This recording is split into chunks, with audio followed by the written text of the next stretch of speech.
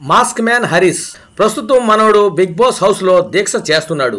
గత 2 రోజులుగా ఏమీ తినకుండా నిరాహార దీక్ష దిగాడు. నేను వెళ్ళిపోతానంటూ ఎప్పుడెప్పుడు హౌస్ నుంచి పంపిస్తారా అని ఎదురు చూస్తున్నాడు గుండంకుల్ హరీష్.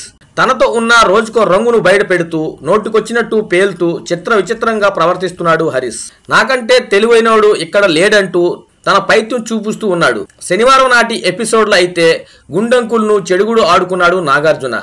తనని గుండు అంకుల్ అని అన్నందుకు తెగ ఫీల్ అయిపోయాడు హరీష్. తోటి కంటెస్టెంట్ అయిన ఇమాన్యుయల్ భరణిని మాత్రం వాళ్ళు ఆడాలంటూ వాగిన వాగుడిని స్క్రీన్ పై వేసి మరీ గుండంకుల్ని బెండు తీశారు నాగార్జున. బిగ్ బాస్ అగ్ని పరీక్షలో బెటర్ పర్ఫార్మెన్స్ ఇచ్చి అసలు శిష్యులు సామాన్యుడు అంటే ఇతనే అన్నట్టుగా అగ్ని పరీక్షలే బాగానే ఉన్నాడు. కానీ ఎప్పుడైతే బిగ్ బాస్ హౌస్లోకి అడుగు పెట్టాడో మనోడిలోని బలుపు టన్నులుగా పెరిగిపోయింది. ఏ విషయం అయినా సరే నేను చెప్పిందే రైట్, మీరంతా తప్పు అంటూ తప్పుల మీద తప్పులు చేస్తూనే ఉన్నాడు. అయితే ఈ వాగుడు కేవలం హౌస్లోనే కాదు, బిగ్ బాస్ కి వెళ్లే ముందు కూడా అలాగే ఉంది.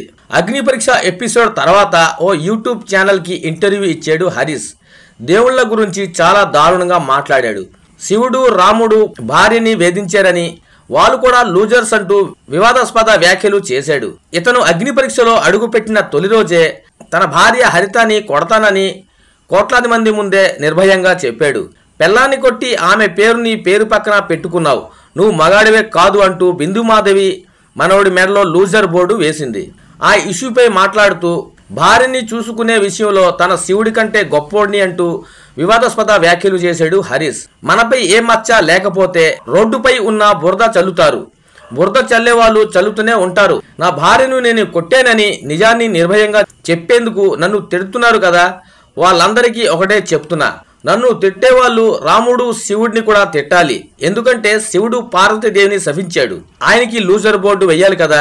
నేను నా భార్యని కొట్టేనని అన్నందుకు నామినేట్ చేసి లూజర్ అన్నారంటే ఇప్పుడు శివుడు మెడలో కూడా లూజర్ బోర్డు వెయ్యాలి కదా, వేస్తారా?